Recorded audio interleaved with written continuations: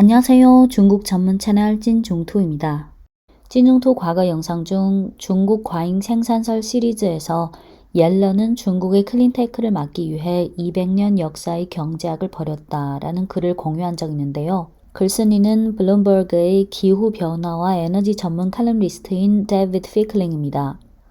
오늘은 데이비드 피클링이 지난 5월 11일 게재한 글을 보겠습니다. 제목은 관세와 겁이 미국 자동차 제조사를 도랑으로 몰아넣고 있다. 여기서 겁으로 번역해도 되고 두려움 또는 소심함이라 번역해도 됩니다. 네, 제목 관세와 두려움이 미국 자동차 제조사를 도랑으로 몰아넣고 있다.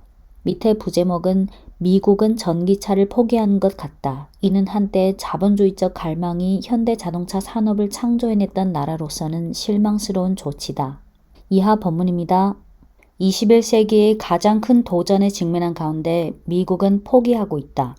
불과 18개월 전만 해도 조 바이든 대통령은 미국 경제를 활성화하고 친환경 자동차 및 전력 부문으로의 전환을 촉진하기 위한 5천억 달러 규모의 인플레이션 감축법의 통과를 축하했다. 당시 바이든 대통령은 우리는 기후 위기에 맞서고 에너지 안보를 강화하기 위해 역대 가장 공격적인 조치를 취할 것이다. 미국 자동차 회사들과 미국 노동자들은 전기차와 배터리를 만들기 위해 수십억 달러와 엄청난 노력과 독창성을 쏟아붓고 있다. 라고 말했다. 할 수 있다는 낙관주의 정신은 지금 아주 먼 기억처럼 느껴진다. 블룸버그 뉴스는 포드 자동차가 전기차에 대한 지출을 120억 달러 줄이기 위한 계획의 일환으로 배터리 공급업체의 주문을 줄이고 있다고 토요일 보도했다. 익명의 한 사람은 자동차 한 대당 10만 달러의 손실을 입었다고 언급했는데 많이 반복된 수치지만 수상쩍다. 제너럴 모터스는 2년 연속 전동화 목표를 달성하지 못했다. 한때 전 세계 자동차 5대 중 한 대를 생산하겠다고 했던 한 회사는 지난해 7만 6천 대 미만의 전기차를 생산했는데 이는 전 세계 판매량 1,400만 대의 200분의 1에 해당된다. 테슬라는 인력의 10%를 감축하고 있고 슈퍼차저 팀을 해체하고 있다. 올 들어 테슬라 주가는 연초 대비 32% 폭락했다. 2024년 1분기 미국의 전기차 판매량은 전년 동기 대비 2.6% 증가하는 데 그쳤는데 이는 2022년 1분기와 2023년 1분기의 81%, 46%와 비교하면 거리가 멀다. 자동차 애널리스트들은 배터리 전원에서 멀어지는 모든 움직임을 응원한다. 한편 10,000달러 미만의 소형차와 30,000달러 미만의 번쩍이는 스포츠 세단과 더불어 전기차로 원활하게 전환되고 있는 것으로 보이는 지구상의 한 곳은 주요 수출 시장에서 차단되고 있다.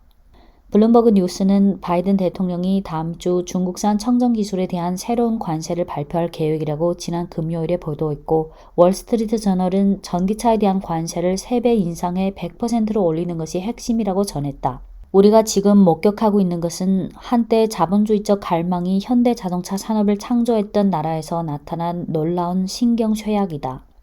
2008년 금융위기 이후 오랜 기간 동안 회복하는 과정에서 디트로이트는 그를 세계 선두 주자로 만들었던 국제 업무에서 점차 철수하게 됐다. 2008년 포드의 북미 외 지역의 사업부는 전체 자산의 3분의 1을 차지했는데 2023년에는 15% 이하로 떨어졌다.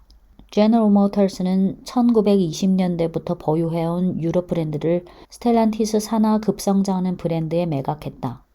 거리와 관세로 보호되는 시장 안에서 전기화로의 전환과 중국과의 경쟁에서 필요한 고통스러운 변화를 두려워하는 많은 경영진들은 전체적인 에너지 전환은 단지 나쁜 꿈에 불과하다고 믿고 싶어 했다. 전기차 한 대당 10만 달러 이상의 손실이 발생한다는 수치가 이에 대한 좋은 예다. 이 수치는 가짜다. 미국 회계 기준의 특이한 점에 의해 계산해낸 것인데 이는 100년 만에 처음으로 자동차 파워트레인을 제거하는 데 드는 일회성 비용이 지속적인 연간 비용으로 처리된 후 2024년의 부진한 전기차 판매로 제한 것이다. 이에 대해 깊이 알고 싶은 분들은 X에 게재한 글에 자세하게 설명해 놨기에 참고하기 바란다. 네, 이 수치는 가짜다. 이는 터무니없는 일이다. 이는 마치 일련의 연구개발 지출이 앞으로 수십 년간 판매될 수천만 대의 전기차에 아무런 좋은 점도 못 준다고 하는 것과 같다. 이런 가짜 수치에 대한 일부 자동차 회사 임원들의 열광은 전기차 원가가 얼마나 비싼지를 보여주는 사인으로 받아들여서는 안 된다. 많은 미국 자동차 회사들 내부의 변화에 대한 뿌리 깊은 문화적 혐오감의 표시로 받아들여야 한다. 만약 당신이 엔진 부문에서 평생 일해온 사람이고 지금 그 엔진 부문이 R&D와 자본이 고갈된 상황이라면 그들은 자기들이 전기차 부문에 들어가 일하는 갓 졸업한 젊은이들이 돈줄이 되는 걸로 느끼게 된다.